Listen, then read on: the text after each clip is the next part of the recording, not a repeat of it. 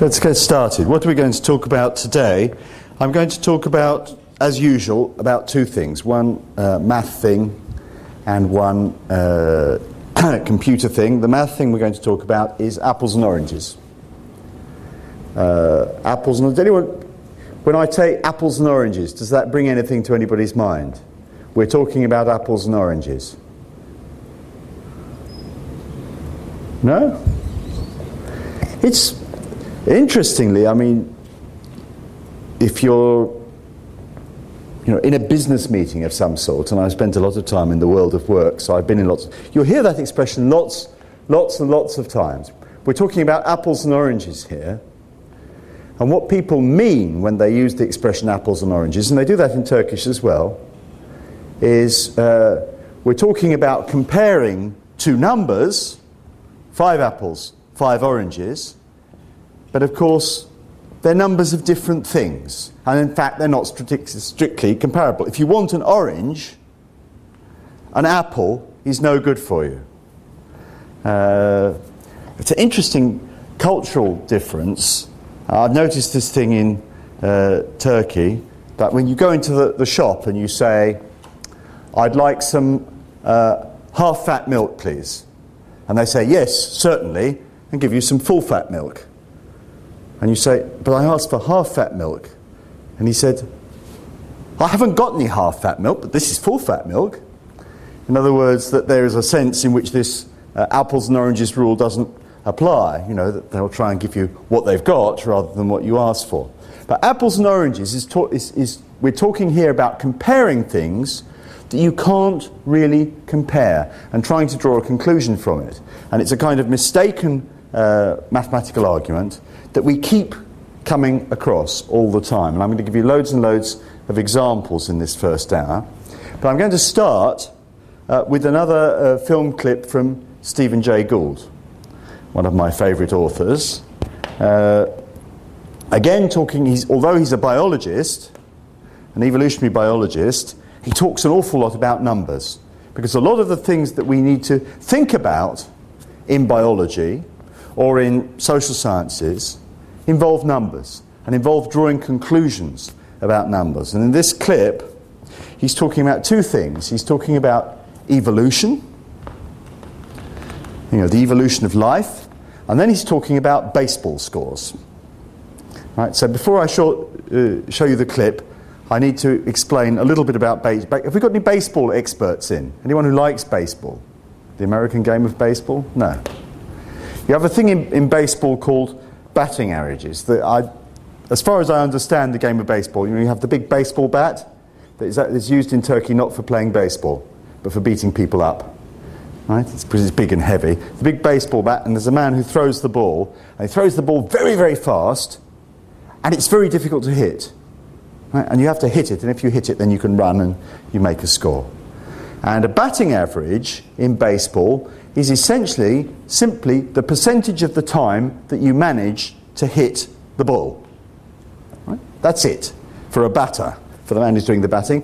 It's the percentage of the time, because it's very difficult to hit. So the majority of the time, they don't hit it. They don't manage to hit the ball. And over a season, that is over a year, a playing year, a very good average would be 0.4, which is referred to in the film clip as 400. And the question that is discussed in the clip is that in the early part of the 20th century, there were quite a few of the very top players who managed to score a batting average in at least 1 year of around 0.4. But it doesn't happen anymore. Really, in the last 50 years, there's not been a single baseball batter who's achieved 0.4, which in the clip they call 400. And people are at a lower level than that. And Stephen Jay Gould is trying to explain this phenomenon by saying you can't compare the 0.4 at the beginning of the 20th century with the 0.4 at the end of the 20th century, because they're not measuring the same thing. Right? In other words, they're apples and oranges. And we're going to look at a number of things where we've got non-comparables, or we've got a comparison that's not even being made. So I'd like you to look at the clip. We spent the whole of yesterday redoing the subtitles for you, because Stephen Jay Gould talks very fast, and the subtitles we had were very, very bad. We're also going to redo the subtitles on the other Stephen Jay Gould clip. They're pretty good, but there are still some mistakes in there, but they're much better than the last Stephen Jay Gould clip we showed. It's about 10 minutes, so you'll need to kind of concentrate on the argument, and you'll see in this argument that the presenter of the program, the man who's interviewing Stephen Jay Gould, also has a great deal of difficulty understanding Stephen Jay Gould's argument. So it's a tough argument, but it's quite an important one, because he's talking about something which can be applied to all kinds of statistics, including the kind of statistics that you in your academic and professional lives be interested in, which are statistics about society, about markets, and so on.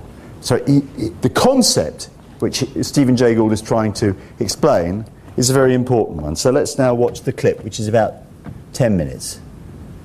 Just less than 10 minutes. Since Darwin's theory of evolution, it has been widely held that living organisms progress over time. But in his new book, Full House, renowned paleontologist Stephen Jay Gould challenges this fundamental view. He argues that variety, rather than progress, is the reality of our evolution. Professor of geology at Harvard, Gould has written 15 books and over 200 essays, and I am very happy to have him back on this broadcast. Welcome. Happy to be here. All right, evolution. My idea is that evolution is about progress. It is about survival of the fittest.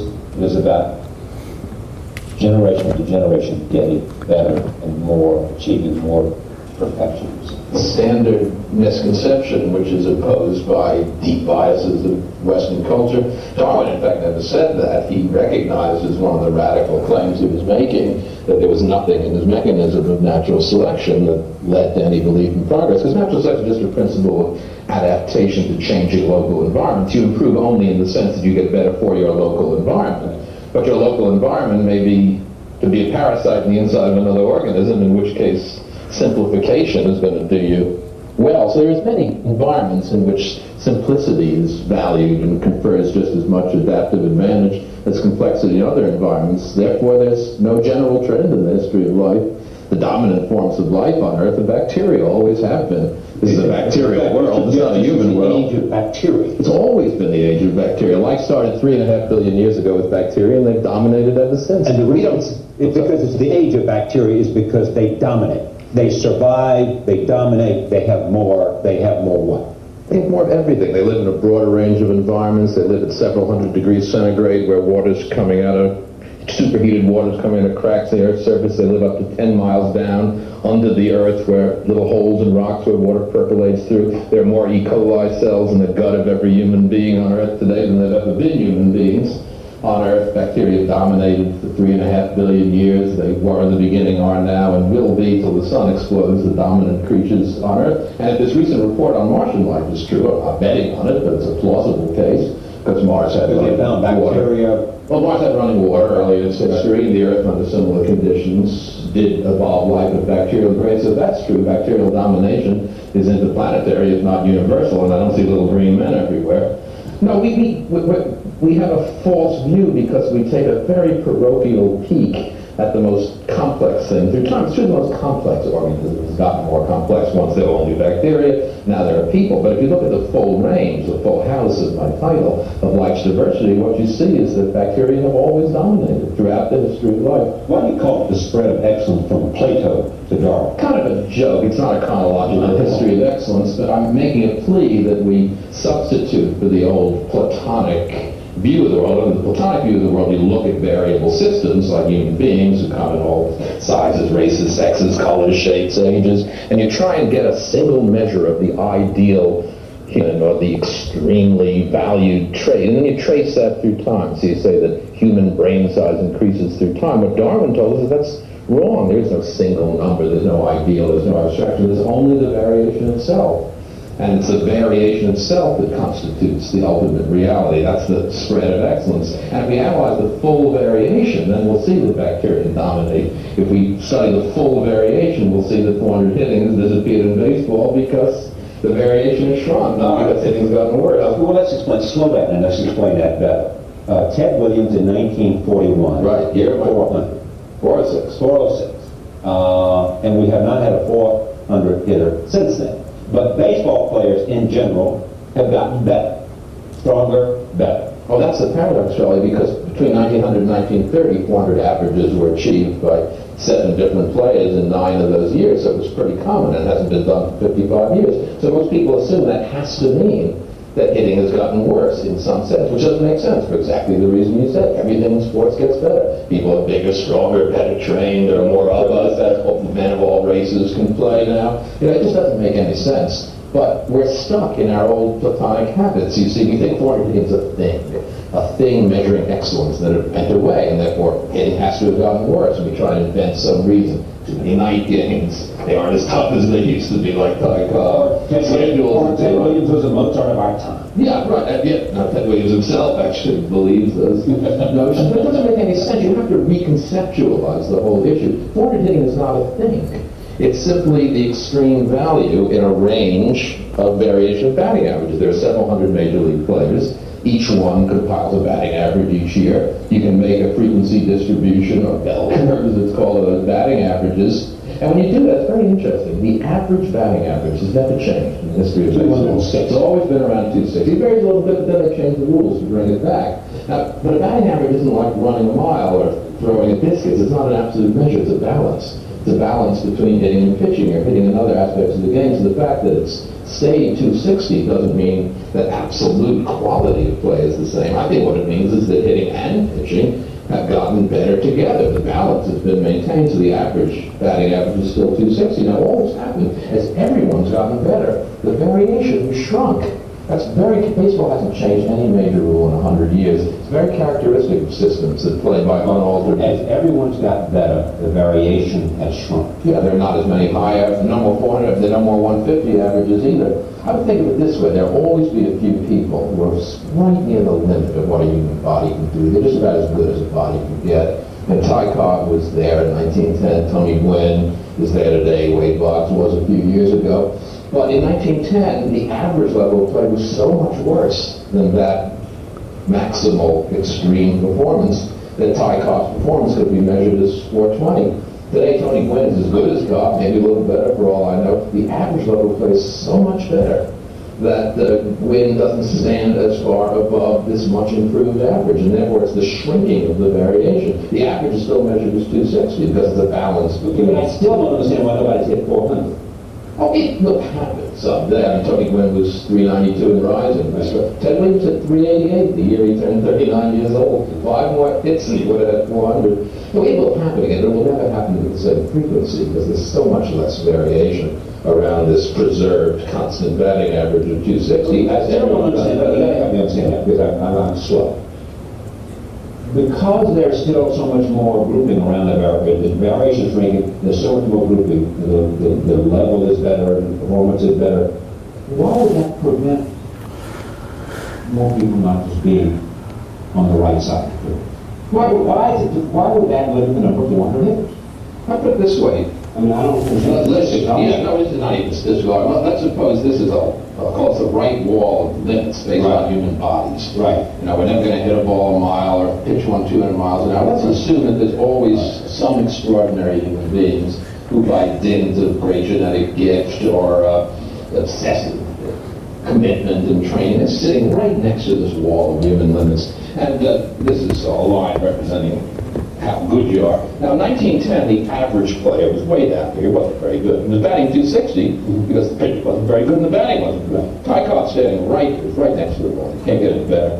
He's so far away from this 260 average that his performance is measured as 420. You get a lot of hits. Now, today, as everybody's gotten better, the average level of play is moved right up here. Still called 260 because of the balance between hitting and pitching. Tony Gwynn standing right here where Cobb was.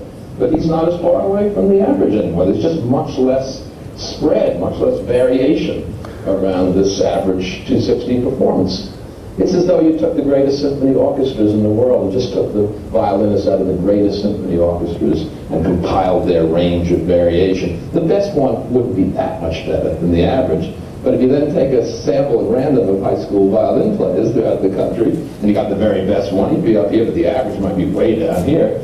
So the best high school violin player in the country would be better than the average of any music class. But so I think it's that phenomenon. Okay, right. That was quite a difficult argument. You could see that Charlie Rose was having difficulty explaining it. Let's go through it and see if you can understand it. We have a figure, which is the batting average for that a baseball player gets in a year. The percentage, 400 means 40%. It means he manages to hit 40% of the balls. And we see that the performance of the best players over 100 years has gone down. There hasn't been a 400 hitter since 1940, I don't know what, for the last 50 years. Why? What's the essence of the argument that when Stephen Jay Gould says that 400 is not a thing? What's he saying? You see, if you look at the same argument about how fast people run 100 meters in the Olympics, how fast is the world record for 100 meters or for 1500 meters or any of these figures, the time keeps going down. Runners keep getting faster. I mean, they're getting faster more slowly. I mean, they're getting better and better clocks. They measure to 100th of a second now. But in general, the world records are getting faster or longer or higher in every sport. But why is it that in baseball, the average appears to be not the average, the best appears to be going down? What's the point that Stephen Jay Gould made in that clip? Why is it that if and he says it must be the case that the baseball hitters are getting better because we understand much more about the human body, people are much better fed, as he said, in the 30s when these big records were being set, black people were not allowed to play baseball in the major league. There was racism in baseball. Only whites were allowed to play, which means, of course, because you've got a smaller population of people taking part, then you would expect the best to be not so good because you're deprived of a section of the population. There are more people in the United States. That means also you've got a bigger chance of getting a very high performer. So why is it that batting figure goes down? The best batting figure goes down. What's the point that Gould is making there? He says it's not like throwing a discus or running 100 meters. What's the difference? This would be true. Maybe we should choose a more popular game in something more popular in Turkish, like basketball, which is more difficult because although they're both team sports, in basketball, I mean, the number of times you throw a ball in the net is very much dependent also on the behaviour of your teammates. Whereas in basketball, in baseball, the number of times that you hit the ball is dependent just on you, just on the performance of the individual, or is it? What is it also dependent on in baseball? There's somebody throwing the ball, and he's got to hit it, and we're saying that percentage of the time that he actually manages to hit it is the crucial figure. What's the other factor? What's the other factor there that's going to affect that percentage? Which means that the 400 figure for 1900 is not comparable with the 400 figure for 1000. Yes?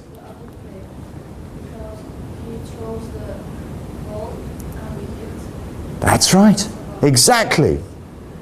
If the person who's throwing the ball can throw it faster or throw it with a curve, a better curve, that's one of the things they do. They spin the ball and then the ball doesn't go straight. That makes it much more difficult. The ball follows a curve. All these things, if they're better at doing that, and we must assume that just as everything in sports gets better over time, because people are better fed, healthier, we spend a lot more time scientifically investigating how to play better and so on. Then the throwers, the pitchers will have got will have got better as well. So that the average, the batting average is dependent on two factors, both of which are rising. So as Gould says, the batting average is not a thing.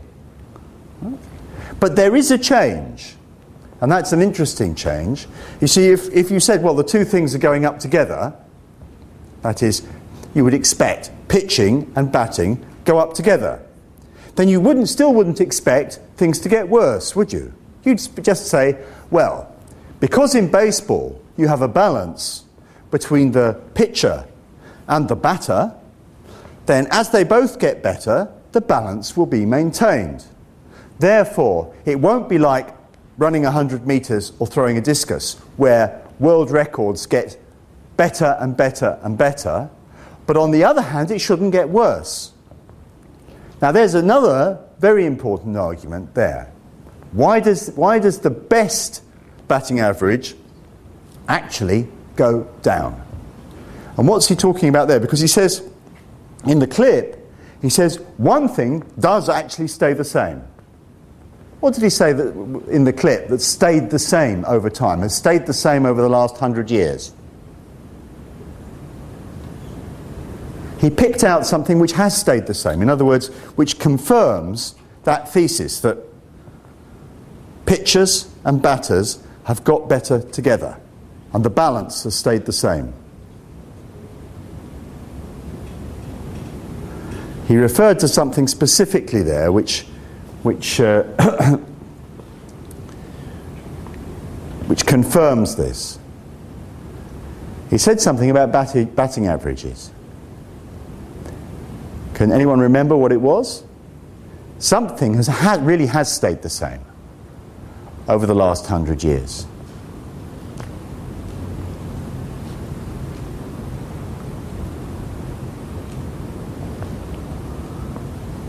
Something really did stay the same over the last 100 years. It was the average batting average. The average batting average has stayed the same. That is, you take all the players in the major league, in the top league in the United States, and their average batting average has stayed the same. So why is it that the top has come down? Well, because that batting average figure is a relative figure, and what Gould is explaining is this. There is a limit here. As the average gets better, the whole distribution curve of batting averages, of individual batting averages, becomes compressed. And what that means is that the very best is not a lot better than the average. And that's a phenomenon that you can see in lots of fields, because there is an ultimate limit. There is almost certainly an ultimate limit to how fast the human body can run 100 metres. So as athletes get better and better, what's happening is that the variation between the very best athlete and a local athlete is getting less and less, because they all have access to the same sports doctors, the same technology, the same special sports foods and special training regimes and so on. So that the difference is getting less. And if you have a measure which actually really just measures the distance from the average, the distance from the mean, then that measure is going to look less and less and less. So the extreme measurement, that is the measurement for the very, very best one, appears to be coming down. Okay? So when sports writers in the United States argue about, has baseball gone to pieces, are baseball players today worse than baseball players used to be in the past, because there are no 400 hitters anymore, they're making an arithmetical or a mathematical mistake. Right, now let's look at some more examples and let's see if we can be a bit more interactive with them. I'm going to look at my...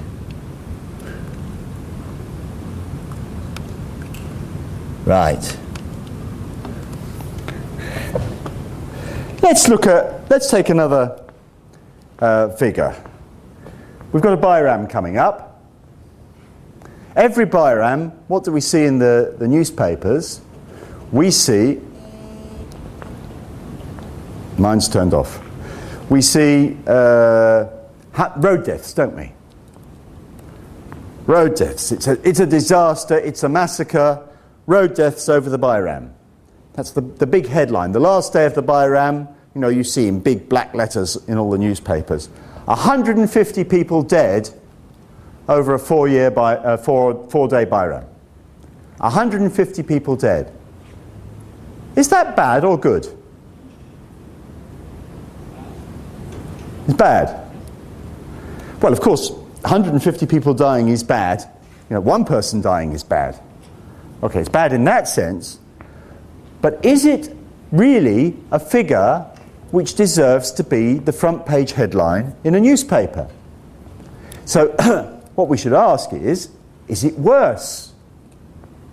Is it worse? Is it something? Should we do something about Bayrams? Should we reduce the speed limit on Bayrams? Should we ban people from using their cars on Bayrams? That would save 150 lives, wouldn't it? If we're talking about road deaths during a Bayram, then there's some point to it, isn't there? There's a problem. Lots of people die on the roads during the Bayram. But to establish, is there really a problem about Bayrams? What do we need? We need another piece of information. What would the another piece of information be? 150 people dead in a four-day Bayram. It's terrible. What would be the other piece of information that would enable us to give some meaning to that figure? Yep? They died on the traffic. Huh? They died on the traffic. They died on the traffic. Yes, they died from traffic accidents, yeah. Yes. 150 people died from traffic accidents over the Bayram. There's another figure we need to make sense of that. Does that mean, you know, that Bayrams are a disaster? Maybe we should cancel Bayrams and save all these lives. Not have Bayrams. We need another figure. We need to know something else to be able to say, is that good or bad? Is that relatively good or bad? What do we need to know? 150 people. You see, every Bayram, all the newspapers have this headline. It's almost always around about 150. You know, it varies from 137 to 162. You know, it goes up and down, but it's always around 150 people dead, the last few years anyway, over the Bayram. What information do we need to be able to judge whether that figure really is the disaster that's implied by it being the front page, you know, big black headline? You know, they use words like katliam, massacre, a massacre on the roads. What do we need to know? We need to know something else to make sense of that figure.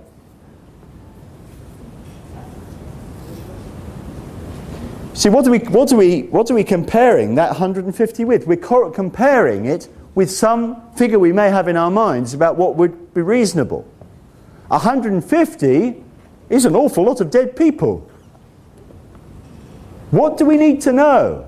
What do we need to know to make sense of that figure?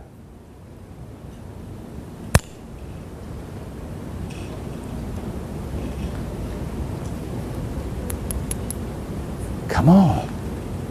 You read those headlines every Bayram. We just had one, we're just about to have another one.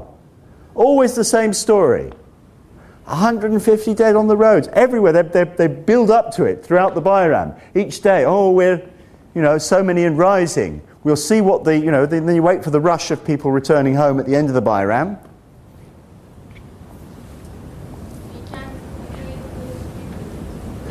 No, that might be... We might propose that, okay? That's something you might propose. Let's reduce the speed limit on Bayrams. But before we do that, we need to know, is the problem Bayrams? Right? Is there a special problem at the Bayram? What do we need to know to be able to judge that? Come on.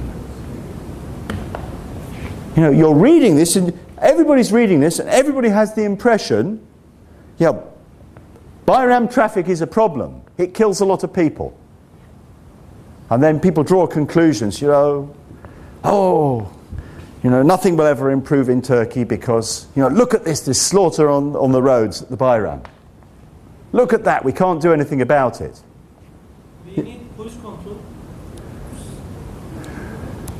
You're talking about things that you could do to reduce the number of road deaths.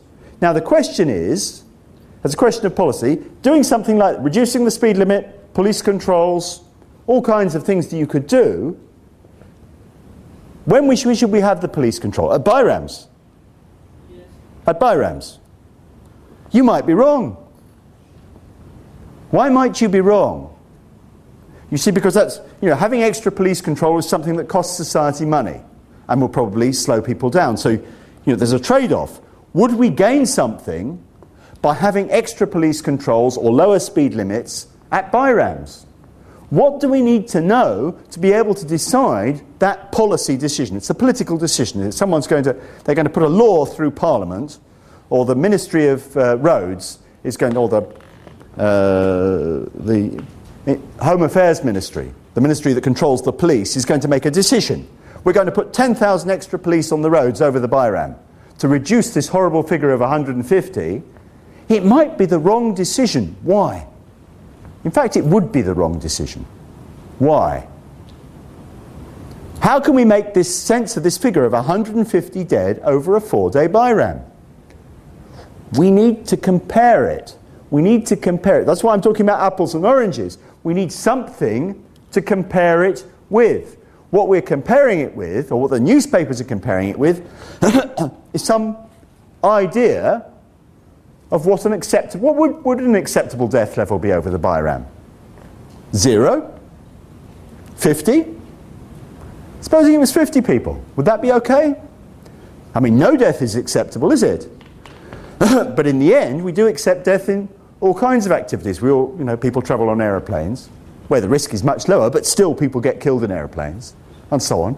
If we were going to refuse all activities which involved a risk of death, we wouldn't get out of bed.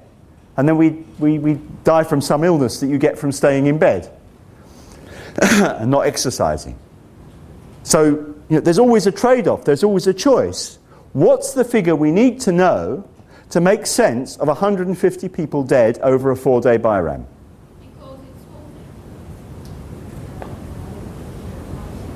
You say, what are you saying because it's a holiday? What happens because it's a holiday? There are more people dead because it's a holiday. Yes? Yep? There are more people on the roads. There are more people on the roads over the Bayram holiday, but that's not what we're asking. That's not a problem. Are there more people dead? What figure do we need to know to establish that? Are there more people dead? We need a comparator. We need another figure. What's the other figure? 150 people, a 4-day Bayram. We need to compare that with something to make sense of it. Because the figure in the newspaper is just comparing it with nothing, or with our idea, some absolute standard of how many deaths are acceptable over a 4-day Bayram. Come on, what figure do we need? We need another figure. Otherwise we can't make sense of it. Otherwise, you're going to put police on the road, you're going to reduce the speed limit.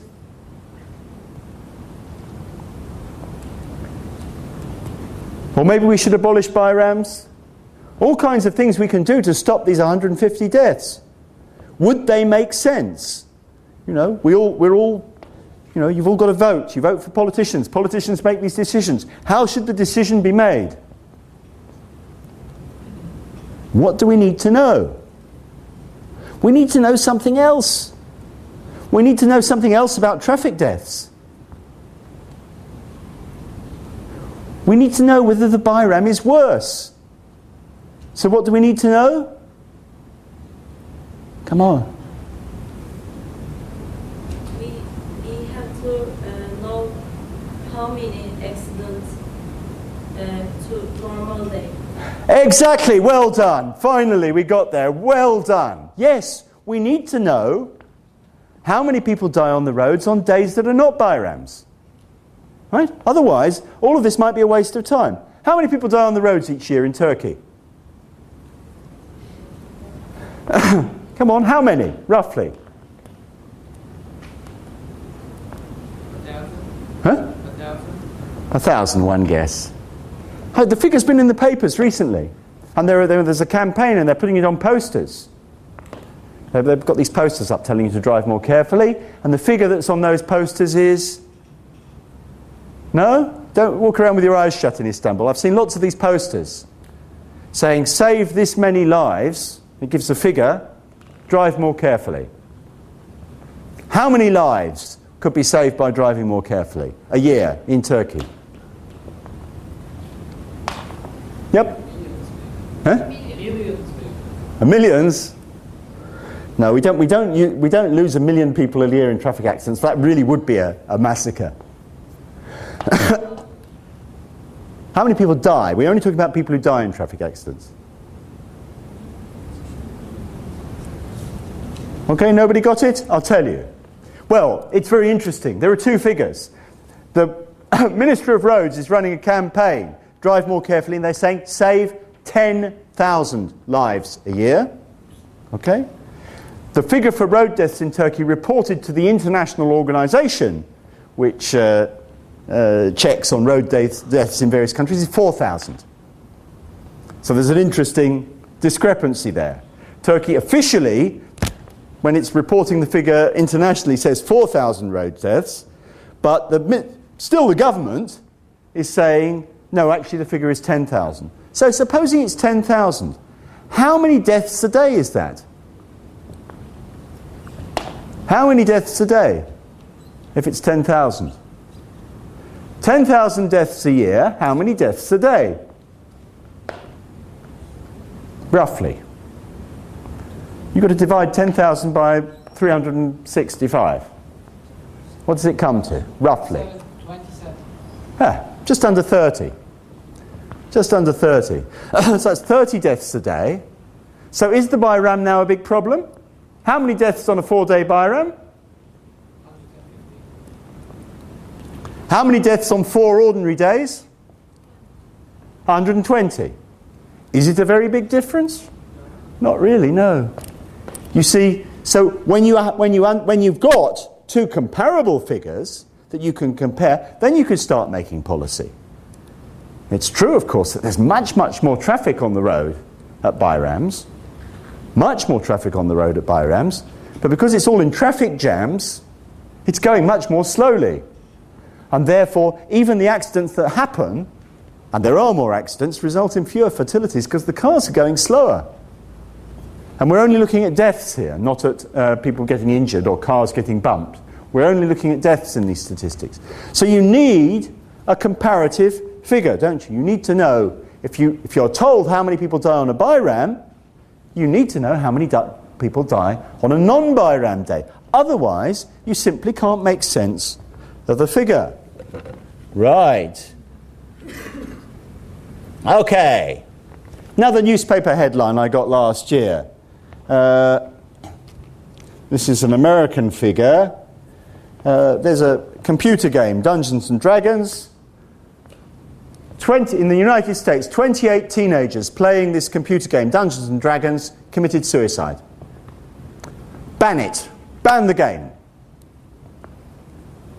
What do we need to know to be able to establish whether or not we should ban the computer game Dungeons and Dragons? 28 teenagers in the United States who played Dungeons and Dragons committed suicide. We need some more information. Yep? The rate of suicidal acts? The rate of suicidal acts? Yes, we need to know the suicide rate amongst teenagers. What else do we need to know? We need something else. All we know is this figure, 28. This then becomes a newspaper headline. 28 teenagers who played Dungeons and Dragons committed suicide. Ban the game. How many people play that game? Exactly. Very, very good. We need to know how many teenagers play Dungeons and Dragons. And we need to know what percentage of teenagers in the United States commit suicide? Let me give you the figures. So we have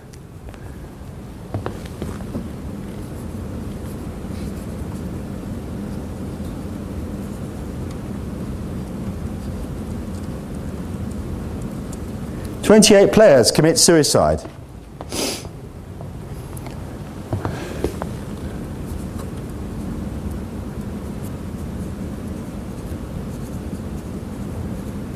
$3 million players.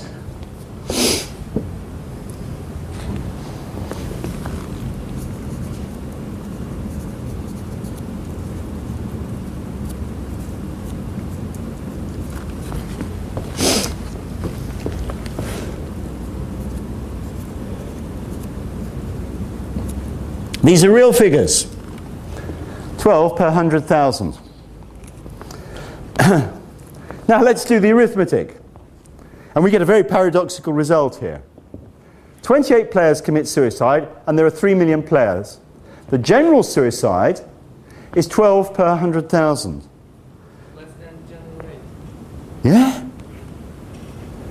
You see, if we look at the general suicide rate for 3 million players, how many of them would we expect to commit suicide? God, you're really bad at mental arithmetic, aren't you? 12 per 100,000. How many is that in a million? 12 in 100,000 is... Come on. This is the way to do it. You don't need a calculator. 12 per 100,000 is how many per million?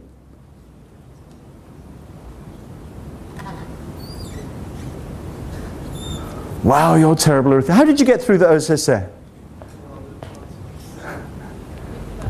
Huh? Luck. And where's your luck now? You need luck to do this, don't you? 360. Huh? 360, 360. 12 per 100,000. This is how I do this calculation in my head. I don't try and do a multiplication. I do it one stage. 12 per 100,000 is 120 per million. And there are 3 millions, 360. That's interesting, isn't it? We would have expected, anyway, 360 of those 3 million Dungeons and Dragons players to commit suicide. But the figure's only 28. Does that mean that playing this computer game stops you committing suicide? Maybe. Come on, someone else. Let's have an idea. Does playing Dungeons and Dragons stop you committing suicide? What's gone wrong here? Well, it looks as though actually only 1/10 of the teenagers you would expect to commit suicide, do so amongst Dungeons and Dragons players. There's another phenomenon here, which is making these figures not comparable. Again, apples and oranges. These are not comparable figures.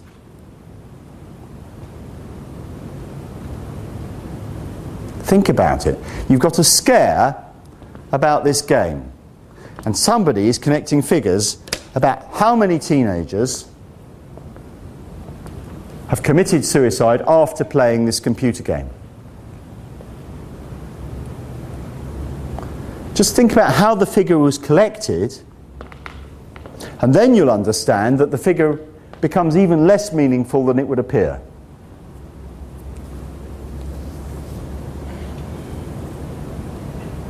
You see, is that really the figure for all the Dungeons and Dragons players who committed suicide? There's something else going on there, isn't there? Is it on a yearly basis? Yes, they're both on a yearly basis. Both annual figures. In 1 year, 28 players commit suicide, and the general suicide is 12 per 100,000 per year. There's something else going on, isn't it? Just think about it. Think about society. Think about all these panics. You know the panics we've had in Turkey about Satanists? It's like that. You remember all the panics about Satanists? It was only a year or two. Sometimes it still pops up its head, you know. We've got a place in Kadıköy called something Passage. Akma Passage. It was all closed down You know, it's a nest of Satanists, you know. Our young people are going to commit suicide and commit murders because it's full of Satanists, where Satanism, I think, consisted of having black spiky hair. That was, I think, about the limit, and black T-shirts was about the limit of the Satanism in our passage, and tattoos, maybe. You have these scares. What does that 28 players figure mean? It really just means it's actually the product of a prejudice, because, of course, they did not take all the teenage suicides in that year and then go around and ask specifically for each suicide, did that teenage... Yes? We can divide the suicide, teenagers who suicide themselves to percent of teenagers who doesn't play yet. Right, yes. That's it. That's what we've got, that figure, the general suicide rate. You've got the right idea about what we need to compare it with. The interesting thing is that when we compare it, it looks like far less teenagers who play Dungeons and Dragons commit suicide. I mean, the answer here is this. That figure of 28 has been connected not by going and looking at all suicides and saying, for each one, did that person play Dungeons and Dragons recently? The figure of 28 is of suicides where parents have said, you know, my child played Dungeons and Dragons and that's why he or she committed suicide. In other words, it's a much smaller sample. All that this shows us is that 28 figure is not significant, it's not meaningful. It's so much smaller than the general rate. Of course, it's true that many more Dungeons and Dragons players committed suicide, but they did so in circumstances where the game didn't get blamed. In other words, you know, some teenagers had a very unhappy experience, has fallen out with a girlfriend or boyfriend and gone off and committed suicide. The fact that they also played Dungeons and Dragons isn't taken into account. Nobody thinks about it. Okay, right. Now, let's take a last example. I'm just going to go on a little bit longer now, because we're not going to have a lesson between 11 and 12, because some students have come in and said there's this boycott today, so I'm not going to teach between 11 and 12. They asked me not to, I'm not going to. So let's just go on till 11 with the last example, which is an important example because it's about democracy. How many members on Turkey's Constitutional Court? How many members in the Anayasa Mahkemesi? How many members in Turkey's Constitutional Court, the Anayasa Mahkemesi? How many members has it got? I'm absolutely certain it hasn't got 12. Why would they not have 12 members? Because it can be divided by 2. That's right, because you can have it's even. It has to be an odd number, doesn't it? What is that odd number? Is it 11? I'm not sure whether it's 11 or 13. Let's assume it's 11. Are you sure it's 11? Good. I forgot to look it up before I came. 11. How many people does it take to force through a decision? How many people's decision does it take to make a decision, or to force through a decision? 6. Are you sure? It looks like that, doesn't it? You'd think it ought to be 6. 6 to 5. Because the president can vote also. Yes. So yes, I mean, you have an odd number of members in all, so they can all vote, and 6 to 5, you'd think. But supposing this is in your reading this week, supposing, and this is quite applicable to Turkey, supposing the members of the Constitutional Court were politically divided into 2 camps. And one camp had 6 members, and the other camp had 5 members. Supposing 6 of the members of the Constitutional Court get together and say, look, let's form a block. Let's form a block of 6. We'll keep this secret from the others. We'll form a block of 6, and every time there has to be a decision on the Constitutional Court, we will meet first and we will decide amongst ourselves, in other words, we'll have a vote amongst the 6, what decision we're going to make. And then we will agree in advance that when we go to the Constitutional Court meeting, we'll all vote together. So, you know, some of us may not like the decision, but in order to make our block of 6 more powerful, we will then act together inside the Constitutional Court. How many people does it now take to force through a decision on the Constitutional Court?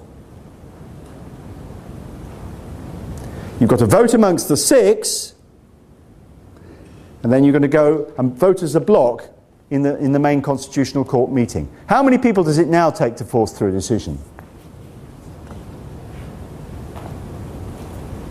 But you've got to get a majority amongst the 6, haven't you? What constitutes a majority amongst 6? In other words, to force through a decision amongst the 6, you need how many votes? You've got a meeting of 6 people, a cabal, a clique. 4 people. Right, so 4 people can force through a vote on the Constitutional Court if there is a secret clique, a secret lobby. Good. Okay. So we now found out this is, real politics. 4 people out of the 11 can determine the decision on the Constitutional Court. What can we now do? Supposing amongst the 6 there's another group of 4, and they meet and they say, we're going to make ourselves more powerful. We're going to have a little meeting before the meeting of the 6, and we're going to decide amongst ourselves. And then when we go to the meeting of the 6, we'll all vote together. And of course, once the meeting of the 6 has taken place, then they'll all vote together in the main decision. So how many people do you need for a majority amongst a group of 3? A group of 4? 3. Okay. So 3 people can make a force through a decision on the Constitutional Court. You know what's going to happen next? Yes. You see, because amongst the 4, a group of 3 can come together and say, right, we're going to make ourselves very powerful, and so on. You end up with 2 people, right? Assuming that all these cliques can keep their existence. The innermost clique, the clique of 3, has to keep its existence secret from the others, otherwise the whole thing falls to pieces. But of course, in politics, that happens. People make all kinds of secret agreements. So in the end, it means that 2 people out of the 11 can force through a decision on the Constitutional Court, which of course affects all of us. Fundamentally, these decisions about, whether students with headscarves can come into a university. Where are they made? Constitutional Court. Who makes them? Well, we don't know. 6 people? 6 people? 4 people? 3 people? 2 people? We don't know. If there was all this plotting going on, it could be 2 people making the decision, not 11. Okay. What would be the medicine for that? How can you prevent that happening? You see, what I've said for the Constitutional Court is also true for Parliament. It's also true for any democratic institution in which you have representatives. What's the medicine for it? How could you stop that happening? You see what we've got? It looks as though, you've got 11 people, they've all got equal votes. But it's not true. They're not equal, they're not comparable. They're apples and oranges. If there is some internal structure amongst those 11 people, everybody's vote is not equal. If you're a member of a clique and you have straight majority voting, then you're more powerful. You become more powerful. If you're in Parliament at the moment, if you're an AK Party milletvekili, you're more powerful. Because a decision is made within AK Party, and then that's it. It's going to go through in Parliament because AK Party has an absolute majority in Parliament. So an AK Party milletvekili, in that sense, is more powerful. Isn't he or she? What's the medicine for that? What's the solution to make that more democratic? Yep. everybody should decide individually, not as a group. How are you going to enforce that? You know, you read the papers, all these secret meetings taking place, everybody going to everybody's house. How are you going to stop that? I think you can't stop it. Because everyone should help each other. And wherever they want. I think you can stop it. And you can stop it in, so you can probably stop it in Parliament. What would stop it in Parliament? What can stop it? What has stopped it in Parliament from time to time?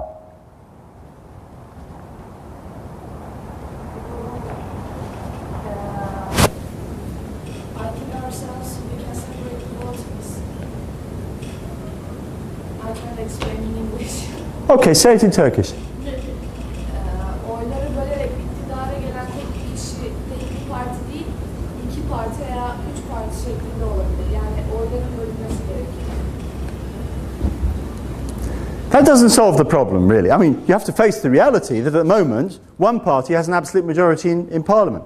Even if you don't have that. I mean, in previous parliaments, before 2002, we always had coalition governments. But the same thing applies. In fact, it applies more closely. If you've got a three-party coalition, within that coalition, the biggest party dominates. So without even having a majority in Parliament, they can pass laws. Because the biggest party dominates within the coalition dominates in Parliament. The other parties want to be in the coalition to be more powerful and to have ministries, but they have to agree to act with the big party. So you have exactly this phenomenon. You have a phenomenon where the leading party between, when was it? When was Ecevit and so on elected? 95. Between 95 and 97, or between 97 and 2002. In those times when you had a coalition government, you have a party with a minority of seats in Parliament able to push laws through Parliament. Okay, the Ecevit government. So it works even more then. What actually breaks this process down? What breaks this process down? It's a very interesting question.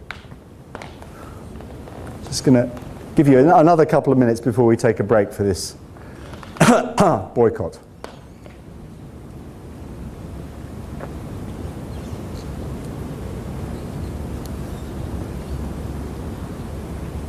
What would be the other process? What would stop this happening?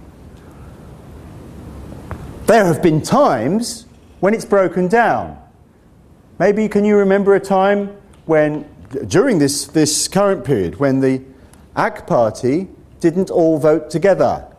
See, what happens is if the clique, or if the party doesn't all vote together, then the process breaks down.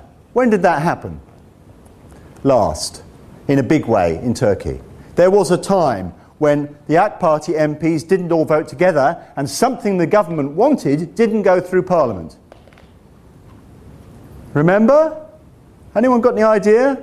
Very important in our recent history. Only 5 years ago.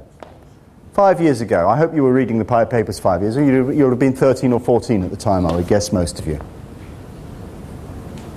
What happened in March 2003? Iraq. Parliament voted against allowing American troops to invade Iraq through Turkey. But the government, the AK Party government, was supporting it. What happened?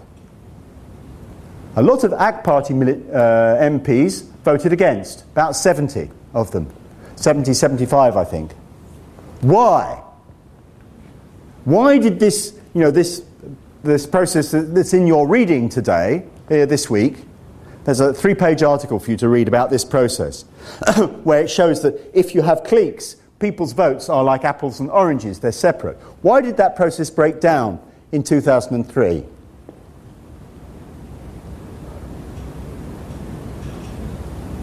Why did those AK Party MPs vote against the AK Party government? That's the clue. They made themselves less powerful, or they made their party less powerful by doing that. Their party lost a vote in Parliament. Why did they do that? How did they vote? Was it secret vote or open? Open vote. I think? No, I can't remember. It may have been a secret vote, yes. Maybe they thought that country is more important than the other. Exactly. Well done. Yes. They're worried about being re-elected. In other words, you can't solve that problem inside the process. But if there's somebody outside, I guess it was an open vote, but I really can't remember. If there's somebody outside, like the people who elected the MPs, saying, we don't want war, and a lot of AKP Party MPs were in that position, particularly those who were elected from the southeast of Turkey, where the war was going to happen, right? So they didn't want a war, and they were thinking, if I vote for this war, in the next election, I'm not going to be re-elected. So if you have an external democratic pressure coming from below, then that, only that, can alter the situation. So you see, maths and politics do go together, right?